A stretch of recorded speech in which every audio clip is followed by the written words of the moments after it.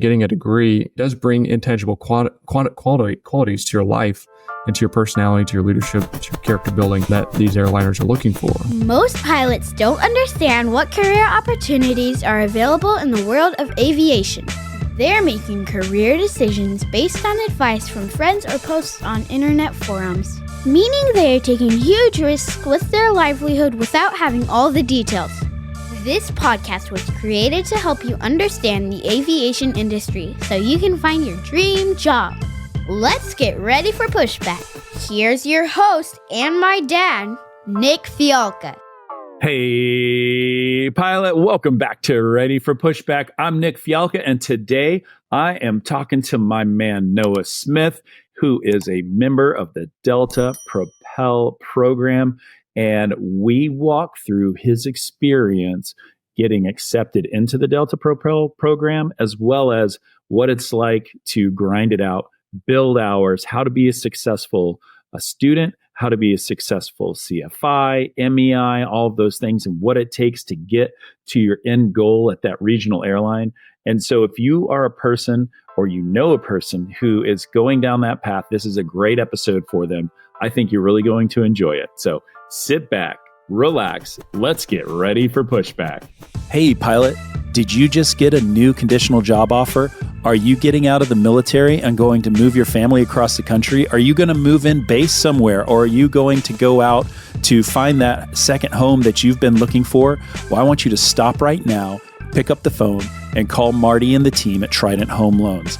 It's an organization that's run by pilots. They understand pilot pay. They understand contracts. They understand military. They have the best VA loans in the United States. Marty and his team have been doing mortgages for years. They've been doing my mortgages for years. I trust him and his team more than any other organization. I challenge you to get a better deal anywhere else. Go ahead, reach out, get a mortgage quote, and then call Marty and his team. They will walk you through the process and show you how competitive their rates are. So go right now, tridenthomeloans.com, and check them out. All right, Noah Smith, dude, what's up? How are you? I'm good. It's great. Dude, it's good to have you on the show. Now, you reached out to me, on LinkedIn? Yeah, I think so. Yeah, I was just right. I found your profile. I couldn't figure out how to pronounce your last name, but it was luck of the draw. So I did find you on LinkedIn, and it was following all your posts and your stories and things, and definitely wanted to reach out. Yeah, man, I'm glad you did. This is super cool. Now, tell the pilot that's listening about where, give me a snapshot of what you've done in the aviation world and where you are right now. Yeah, absolutely. So I'm currently a CFI, CFII, and MEI at Skyborne Airline Academy in Vero Beach, Florida. So of all places to do flight training, this is probably one of the best, despite the hot weather. But I'm currently a MEI here at Skyborne. I'm also a part of the Delta Propel Academy Pathway program that was set up in partnership with Skyborne. So not only did I do all my training at Skyborne, I completed that and then went and now stay here as a flight instructor for Skyborne in anticipation of building those hours in the Delta Propel program to then get to the regional. Now, you didn't grow up in Vero Beach, right? You don't sound like you grew up in Vero Beach. Yeah, I know. I've got a little bit of a Southern accent. So I grew up in East Tennessee, in a little town outside of Knoxville, Tennessee, called Jacksboro. About 4,000 people. A lot of people probably have never heard of it, but it's up in Upper East Tennessee. So I was born and raised there my whole life. I grew up there. I also did my private pilot license out of a small airport in downtown Knoxville before transitioning down here to Vero Beach, Florida, where I finished all the rest of my ratings up to MEI at Skyborne, which was incredible. How old are you? I'm 24. I'll be 25 on the 25th of this month. So all right. I'm working. Halloween kid. That's awesome. I was going to say, yeah, you could say it's a quarter life crisis. It's that song that they play. So, yeah, give me a break. The quarter life crisis. All right. So you grew up in Tennessee, and then how old were you when you started your private pilot? So I started my private license when I was 23. So I didn't even know that I wanted to get into like aviation as a career until I had already completed college. I had already finished my undergraduate degree, was working on a master's degree. I ended up being an assistant to, or one of the traveling assistants, the president of the university. And then after that, that niche and that love kind of came back for aviation that I had as a kid. And then I took a discovery flight. I was actually a discovery flight on February 29th of 2023. And then my first flight was March 1st, because at that point, as soon as I was finished with the discovery flight, I was like, yes, definitely want to do this. But at that time, I was already working full time, working for the president of the University of Tennessee, and just continuing to support him and our campuses and everywhere I could. But honestly, I did not think that aviation was going to be my first career. I always thought I wanted it to do it, but I really didn't think it was possible. We saw this wave hit. I think after 2020, we all know whether it was a pilot shortage, we'll call it. But at that point, if you weren't on the wave, then you're hoping the wave kept riding, so it was something that I definitely was looking to do, but didn't think I'd ever do it. How do you feel like that wave is right now? We're 3/4 of the way through 2024. So how's that wave? I definitely think it's obviously slowed down. We've seen regional carriers stop hiring. We've seen major airlines reduce their flow based off the post-COVID levels. But obviously the post-COVID levels are still way higher than they were, pre-COVID. But you started seeing these airliners and these regionals start to slow down, which I think is critical. And I say that because I know people that I work with that are at 2,000 hours, 1,501, 2,500 hours that can't find a job, can't find a regional job, can't get to a cargo job. There's just a real big struggle. And we hear this all the time, the pilot shortage is over or whatnot. But just with the people I work with, I can attest to that. Like, I do think it has slowed down so much to where I always say this is if you're not in a cadet program, or if you're not in we'll call it a loyalty program. If you're not in one of those programs, it's going to be super hard to get to an airline, because at the end of the day, the airliners want loyalty. They want to know that you're committed to them, not just trying to go what's best for you. They're trying to make a product that sells for their customers. So I think it's definitely gotten tighter, and it will continue to get tighter until, obviously we have a little bit more of supply of aircraft. But right now, I think it's definitely a tight spot, even on the cargo side of it. I know a flight instructor here, he had a hard time getting a job working for one of the Atlas subsidiaries. So it's just interesting across the board listening to some flight instructors with 500, 1,000, 1,500 more hours than me who are still stuck. So. Yeah, this is interesting. This is interesting perspective from your peers.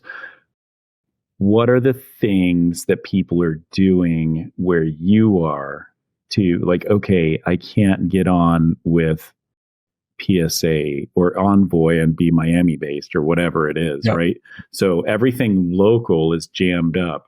How I tell a lot of people to cast like a wide net. So what are they doing? Where are they looking? Where are they finding success? Yeah. So the biggest thing is number one, they're not leaving here. They're not leaving Skyborn, I'll say. I think we've got a great company, great organization. So they're definitely fine with staying here for the time being, but they're also casting wider net. They're trying to make themselves more competitive. A CFI, a CFII, and an MEI all have different qualifications. So if you're an MEI with 250 hours in a multi-engine, that's going to be a whole lot more competitive than a CFII who's shot 25 approaches and has 50 hours of actual. It's just the name of the game. So making yourself more competitive in the realm of, can I get an additional rating? Can I go out and do my ATP, CTP on my own? Which I have seen that here at Skyborn with some of the instructors that we'll call them senior instructors that I'm talking about. They're going ahead and trying to make themselves more competitive. They're going to go out and get that ATP, CTP on their own. They're going to try and get a type rating on their own. I was talking with one the other night at dinner, and he's already committed to doing ATP, CTP on his own. He's already got a type rating and a citation. So it's just those things to try and make yourself more competitive while the market is kind of mush, because the less that your employer or your future employer has to provide you to go work for them, I think is a better way of making yourself having a niche on the competitive edge. So, We've also seen some people look at European carriers. Obviously, the requirements are a little lower. I actually instruct a student right now whose goal is to go back and fly for ITA, for the Italian Airways airline, just because the requirements are a little lower. He speaks fluent Italian. So there's some things that maybe they're looking outside of the U.S. So the pay is not that good, but it's just, flying airplanes. It's about the passion. It's not about the money in these people's eyes, which is a great way to look at it. So there's definitely different options. Trying to get any kind of jet time you can, any kind of turbine time, so that getting that type rating is important. But there's so many different ways to make yourself competitive. But definitely getting in a cadet program is like critical, I'd say, in this phase. If you're just starting training, or if you're in the middle of training, or even if you're a CFI and they let CFIs in, getting in some kind of cadet program is super critical, I think, to make yourself competitive. Timothy P. Pope is a certified financial planner dedicated to guiding professional pilots through smart financial planning. Whether it's saving for retirement, investment management, a seamless military transition, or strategic tax planning, Tim is your trusted financial partner.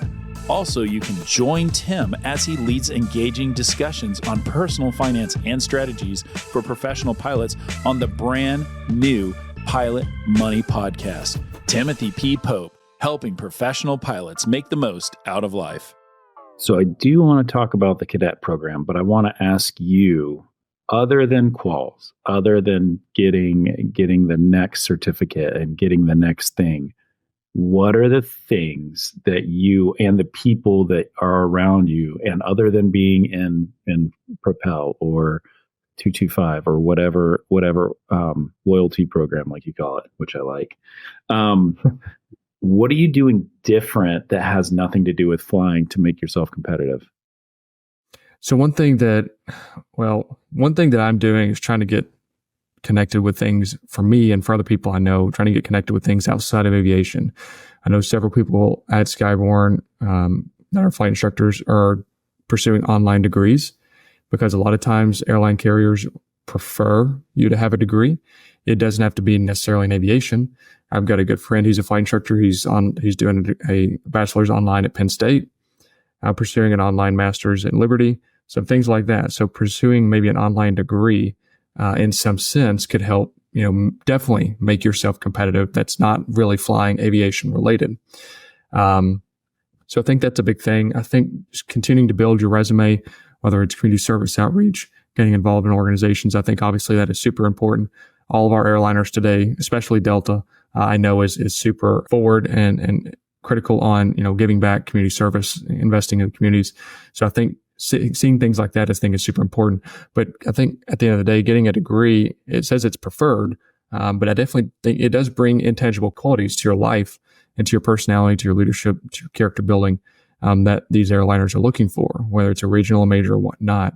I'm not saying you need a degree. We got plenty of pilots that don't have degrees, but just in the nature of where we're at now in the market, it's definitely going to set yourself up to be a little bit more competitive. So pursuing online degrees, I think, is something that I've seen across the board that people are doing, if not a bachelor's, and pursuing another one for a master's. So, yes, so a couple things that when you put all your eggs in the basket and get your application all built together, and you spend the ungodly amount of time that it takes to fill out each one, and the misery that you fight to go do all of that, when you're done and you push send and you publish it, basically it comes down to a score, and you are scored based on those boxes that you click, and the more boxes that you click, the higher your points are. And so yes, having a degree is more points than not having a degree, and having a master's is more points than not having a master's. However, they are not equal, and your resume can certainly stand out for itself depending on what you do and how you do it. And so I do want to caution just a little bit. If you're, when you're pursuing the higher education stuff, right? I want you to be successful in that, but also find that it's a delicate balance between building flight time and spending time studying and doing the things required. And so it's a dance to not sacrifice one for the other, right? And so you have to be able to be successful all the way through that.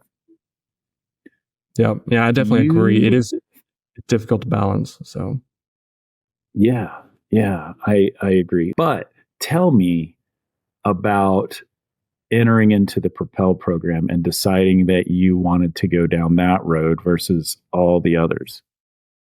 yeah, definitely. So, honestly, it goes back. So after I graduated college in December of 2022 from the University of Tennessee at Knoxville, I went on to be the assistant to the president of the University of Tennessee. We were traveling around. I kind of got that passion for aviation back just by traveling around with him across the state on our UT airplanes. So I knew that niche and that passion was coming back. I was literally sitting in the office one day. He was out of town. So I was just catching up on a few things, and I don't know how I came across it. I was just on the Delta website. I had heard about Propel, I think, but I had no idea, about it. I was kind of researching all of the cadet programs at once. And then I'd always flown Delta as a kid. My family had always flown Delta. So I already knew that I wanted to work for Delta, and I really loved how they operated. So I was literally just Googling, Delta cadet program. Like, it was so basic. And then I found the Propel website, and it was almost just perfect timing, because that was the same summer that they launched the Academy pathway at Vero Beach with Skyborne. So I saw it and I was like, oh wow, they're still accepting applications. So I literally submitted my full application, like right there. A shot in the dark, complete shot in the dark.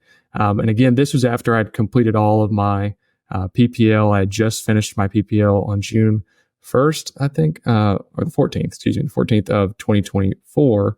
So or 2023, So I was looking back and trying to figure out, okay, do I want to keep going with this? Do I just want to have my PPL and fly around with my friends?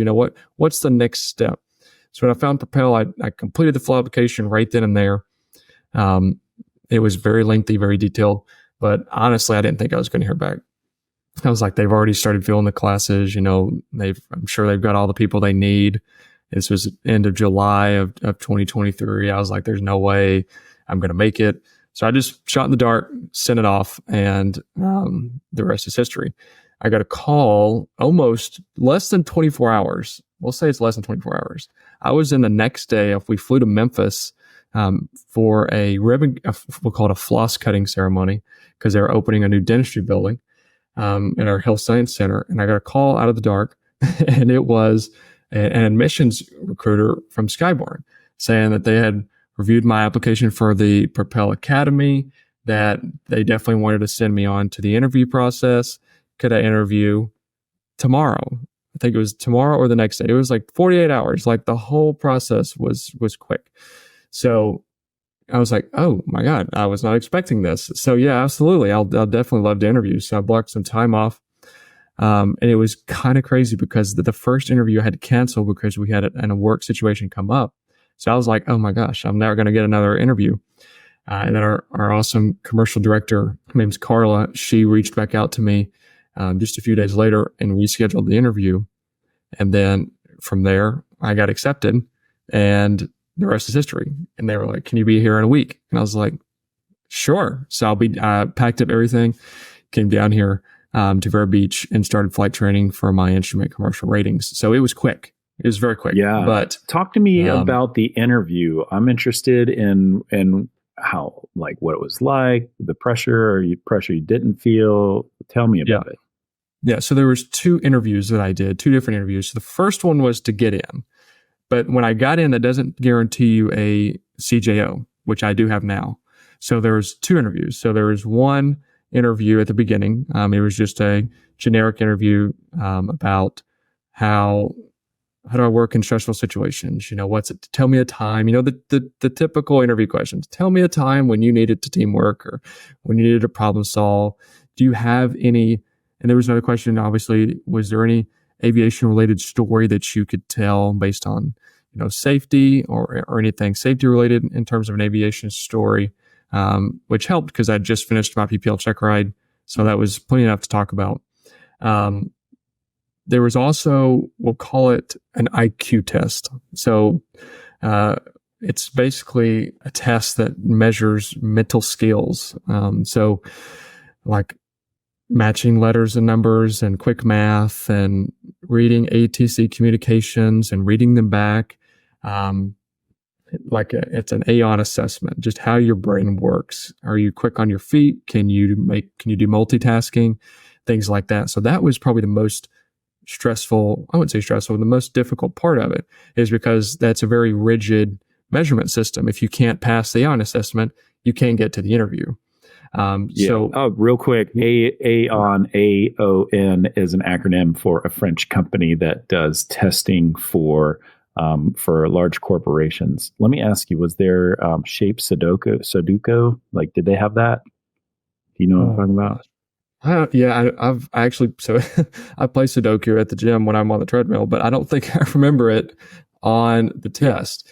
They have two different tests. One they run for people that get hired into Delta Mainline, and then another one through the Propel program. But they measure similar things. It's very funny. I haven't taken the Propel test, but I may or may not have taken the other one. Yeah. So it's so hard to go back and think about what was tested. I do know they put ATC communications in every single country. It was English, but it was very hard English. So that was one that was like, okay, I've got to write this stuff down. And then obviously the quick math, the block counting, the multitasking, things like that were also in there. So yes, so there are two different exams, and they do fluctuate based on how competitive they want to be. But it was difficult. I know a lot of people that still came to Skyborne that didn't pass the test, but that still came here to do the training. So it's incredible that I'm very thankful that I was able to get through that step and through the interview. But the interview at that time was conducted solely by Skyborne, so they were kind of filtering the candidates in and out. But then the program then went to, after you completed your first rating at Skyborne, you'd get a Delta interview. So that's the big one. And that would determine if you got a CJO. So that interview was much more detailed, much more complex by actual Delta Mainline HR folks. And a Delta Mainline pilot was in there on the interview, and it was a very high stakes situation. So not only were you interviewing for a CGO, you were interviewing for, your whole life. Like this was it. So, and that was that in person or was that on Zoom? That was in person. So they came down to Vero Beach, to Skyborne's campus, and they set up interviews with a bunch of our candidates, obviously on over a span of 2 or 3 days. And after the interview, then they would go back, deliberate in Atlanta, and I'm sure, and then a few days or a week later, then you'd get the offer, which was stressful, but it was incredible. But the actual Delta Mainline HR and it's Delta Mainline pilot, so just like a normal interview process, and they went through all of us. So, well, how did you get ready for that? So I have there's a great staff in the Propel program. Obviously, Kelvin Mason, who was on your show, obviously it was a great help. But there's especially a liaison here. His name's Tommy Benefield. He was a captain at Southwest back in the day, but he's also our on-site engagement liaison. And he was going through mock interview sessions, mock questions, keep prepping people for those interviews. So, and Tommy's been a real big help to me throughout the program, and a lot of students as well as our on-site guy. But he's critical. He was critical for the interview, after the interview, and still is. He's a great mentor and a great friend. So there was a lot of those mock interview sessions that we went through questions after questions after questions, and it helped because there were 6 people that went before me. So, and they went a month before me. So they kind of got the inside scoop of what could be asked. So that was nice. So I got to connect with them and hear their experiences, from that point, and then just prep. But I feel like, just having those skills, by attending college, about, continuing to pursue professional development things allowed me to carry on a conversation as best as I could. So continuing to just prep as best as I could. I didn't buy any of the interview prep kits. I think there's like interview prep sessions that people can buy. I didn't do any of that. And it turned out just fine. So yeah, definitely some different things that went on. We had some help with our Propel team, which was nice. Of the people that interviewed in your group, how many got the offer and how many did not get the offer? If I'm not mistaken, we had, so all of our participants in the academy program ended up getting the offer in one way or the other.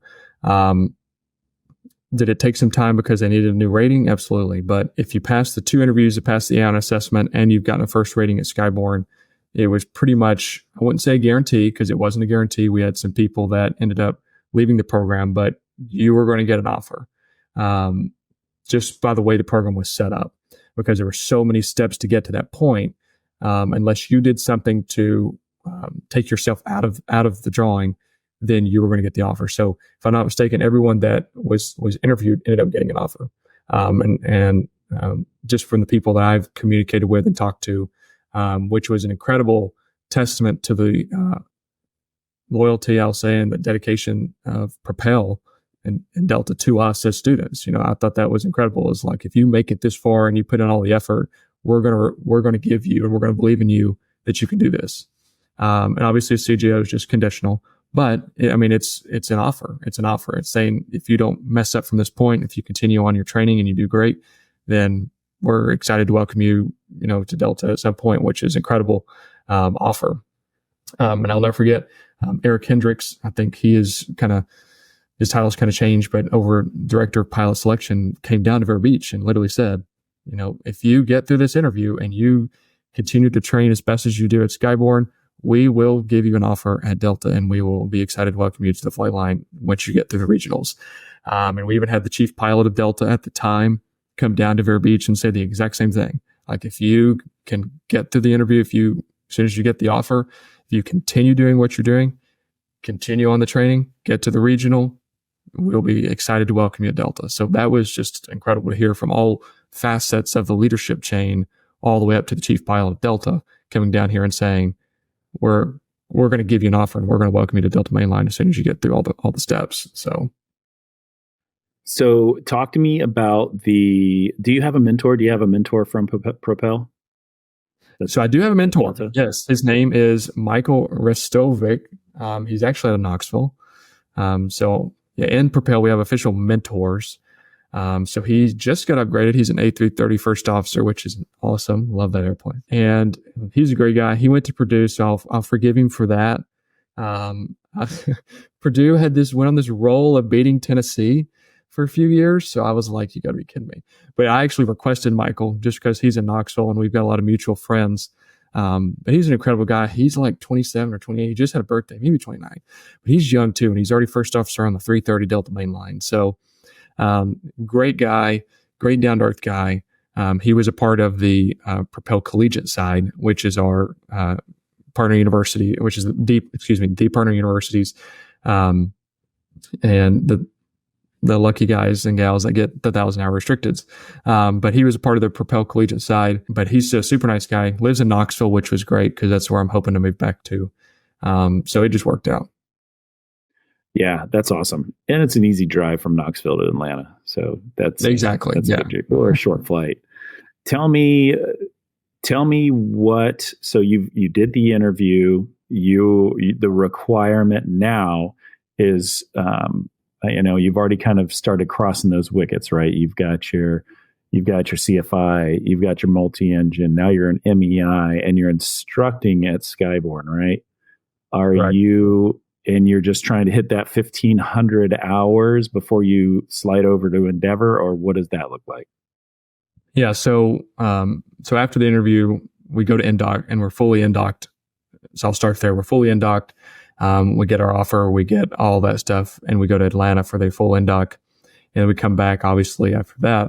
And then my situation, I was already pretty much at CFI after NDOC. So I've got CFI, CFII, and MEI. So I'm just essentially billing hours this time. So, and instructing, obviously, that's the most important thing, instructing, billing hours. But the way that I've experienced it and the way the the way it's set up now is essentially that we flow to Endeavor. So there was a program change about October, November of last year to where it was, just find a regional job wherever you want to go, wherever will take you.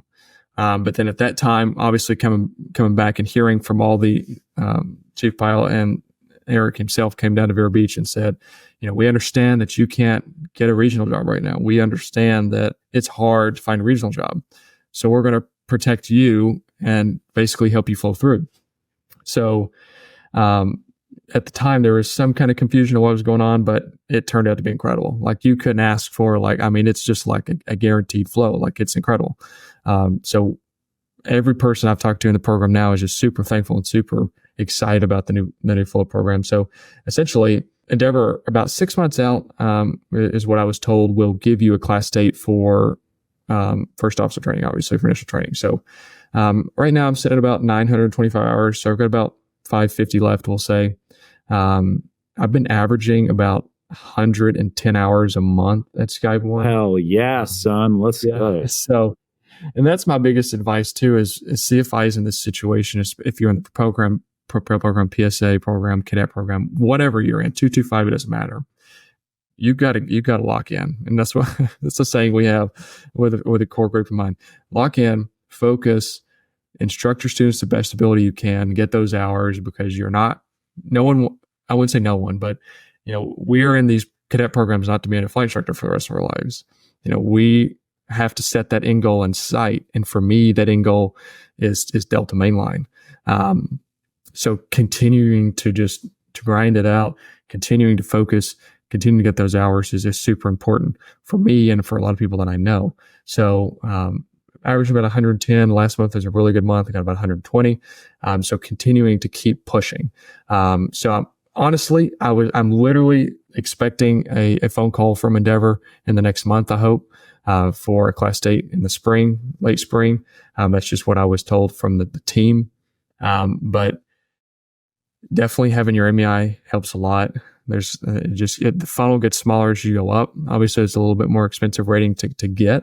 But I was very fortunate because Skyborne will self-upgrade flight instructors that I wouldn't say overperform, but did well as students overperform who were in Propel. So I was able to get my CFII and MEI company sponsored through Skyborne, which was incredible. I mean, that's like $20,000 investment in me as a person and me as a flight instructor. So that's allowing me to build those hours faster, because I am excited to get to Endeavor. I want to get to Endeavor as fast as I can. I want to continue to focus on that goal and get there. And having those ratings definitely help. And I'm very thankful for a company that does that. Hey, pilot. Does your pilot uniform make a short flight feel like a transcon slog?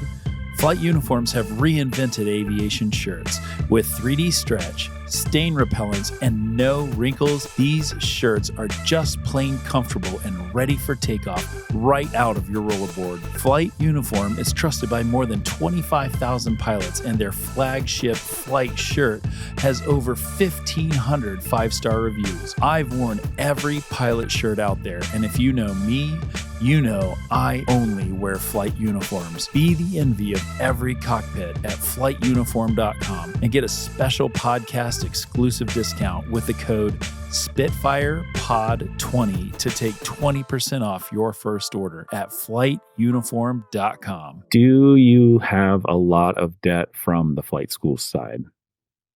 I would say my debt is probably some of the lowest you'll get. So I failed to mention this, but a part of the original Propel program for the academy side, you were given a financial scholarship. So you're given up to $20,000 to your first rating. So for me, I came in with my private, so my next rating was instrument. So my instrument rating was a little bit cheaper, obviously, because it's an added rating. So I ended up getting a $13,000 scholarship for my instrument rating, which was awesome. So that was a Delta thing that they sent straight off. And sent a check to Skyborne. In total, when I look at it now, I'm coming out with about $55,000 in debt, which is an incredible, I know it's a lot of money, but you look at programs, other flight schools that are charging $120,000 to do all your ratings up to MEI. It's an incredible, like, I'm very thankful that I came out with that amount of debt. And not only that, part of the Propel program got even better because they offered a interest-free loan. So not only do I have $59,000 in debt or whatever it is, it's interest-free right now. So I'm not paying a single dime on interest. So if the deal got any better, I don't know. I don't know how it could unless they paid for everything. So the debt side of it's really nice. I don't have any debt from college, which is nice. So it's really just the flight school debt. But I'm very thankful for all the financial incentives that came with being in the Propel program. So that was super nice. Listen, this is a 45-year-old dad talking to a kid that could be my kid. All right. Pay that freaking loan off as fast as you can. Do not go get married. Do not go buy a dog. Don't buy a plane or a boat or a new car and go into debt further. Like literally, like whatever piece of garbage you drive, keep driving. I still drive my piece of garbage. Like I mean, I've got a 20-year-old truck out there and I'm a captain in a major airline, right? Like, pay that thing off and never look back, and like whatever credit card, like dump that stuff because I'll tell you, your lifestyle is like it's flat right now, and when you go to Endeavor, it's going to be on a slight incline, but you're going to get to Delta and all of a sudden it's going to be parabolic. And if you like, you could be rich as shit and retire when you're 50, or you could be broke with 3 ex-wives and be 65 and looking for a job at Walmart. And I see both of those. I just flew with somebody that was on that worst side of it. And I'm telling you, like, you've got, like, anybody that can hear me, like, pay that shit off and get it gone and never look at it again, because like that 50K is like such a gift. And so, and that sweet loan, like that loan still comes due. So like get it gone before they can like scramble in, because a bank's not here to help you. A bank's here to make its own money. I also know the bank you're talking about. So like get after it. I'm excited for you, dude. This is so like, this is perfect. Sorry for the lecture, but bro, you got to pay that off. I don't know you. I don't know your business, but by God, pay it off. Like you got to do it. It's so much better every single day with just counting your money instead of saying goodbye to it. Okay. Sorry for the rant. You've got 110 hours ish a month. So that puts you at February or so, being ready to go over to Endeavor. Are you nervous about the CRJ and about flying a multi-engine turbine aircraft with 50 people or 75 people on board? Honestly, not really. I would say the nerve, not really learning the airplane. I think the nervous thing that I've it's kind of been getting, I would say, real, because I mean, 500 hours away, like you said, for me, I want to be done by the end of February. And I will do whatever I can to make sure I'm done by end of February. I was thinking about the other day, I was flying with a student and we were going to Marathon, which is one of the Florida Keys. And I was just thinking, I was like, man, this is like feeling a little bit real. I'm still 500 hours away, but I'm already started thinking about this. But it is going to be different. It's going to be kind of stressful to have 50 people in the back of your airplane, not 1 or 2 people going to the Keys for dinner. So it's definitely a different stress level. Obviously the systems are better equipped than the Seminole that I fly now, and the aircraft is a lot bigger and a lot better.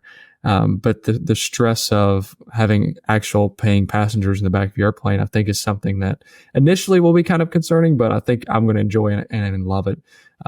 That's why it's funny, because everyone all along is like, why don't you want to fly cargo? You could just go up there and not talk to anybody and just fly airplanes. I'm like, that's missing the point for me. Is I love people. I love talking to people. I love getting to know people.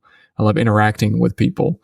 So I think it's going to be actually a fun thing for me to fly people, getting people from place to place wherever they need to go.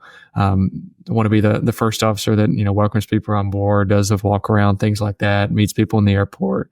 Initially, I know it kind of gets tiring after a while, but I definitely love people and love to talk with them. So it is going to be stressful, but I also am going to be excited. I always joke with my Tennessee Vols fans, if you ever hear an announcement that ends with "Go Vols," that's probably going to be me on the mic, but it's definitely going to be exciting, but it's definitely a different stress level than instructing students, like you said. So I'm excited. I'm ready. Like you said, I'm continuing to grind as hard as I can.